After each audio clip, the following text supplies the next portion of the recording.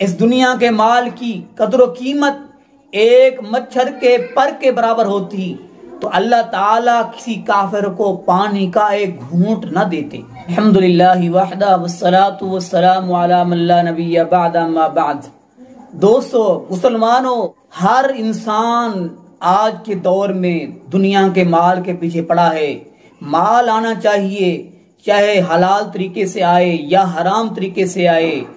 ये माल कैसा है, इसकी क्या कदरो मंजिलत है, इसकी क्या कदरो कीमत है अल्लाह के यहाँ। सुनिए, सैयदना सहल बिन साद बयान करते हैं कि अल्लाह के हबीब अलैहिस्सलातु वस्सलाम ने इरशाद फरमाया, अगर अल्लाह के यहाँ इस दुनिया के माल की कदरो कीमत एक मच्छर के पर के बराबर होती तो अल्लाह ताला किसी काफिर को पानी का एक घूंट न देते।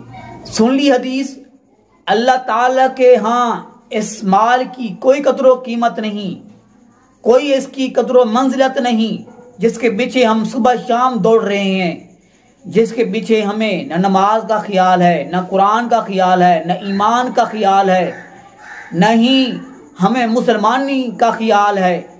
सुबह शाम हमें माल चाहिए, हमें पैसा चाहिए। अल्लाह के यहाँ इस माल की कोई कदरो कीमत नहीं है। अगर होती, मच्छर के पर के बराबर होती तो काफिरों को पानी का घूंट न दिया जाता।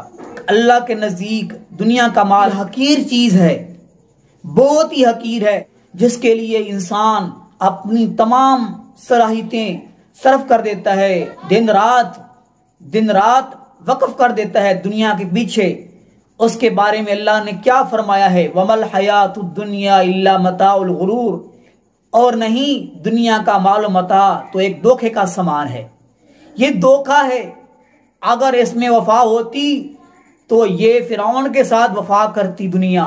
अगर इस माल में, पैसे में वफा होती तो ये कारून के साथ, ये हामान के साथ वफा करती। तो अल्लाह का फरमान सच है कि दुनिया के माल में धोखा है, धोखा ही धोखा है। और दूसरे मकाम पे अल्लाह पाक फरमाते हैं, वमल हयातुद दुनिया इल्ला लाइबुम व लहव, फरमाया दुनिया तो एक खेल तमाशा है। वलद्दारुल आखिरतु खैर, और फरमाया बेहतरीन घर तो आखिरत का घर है, जन्नत है बेहतरीन घर।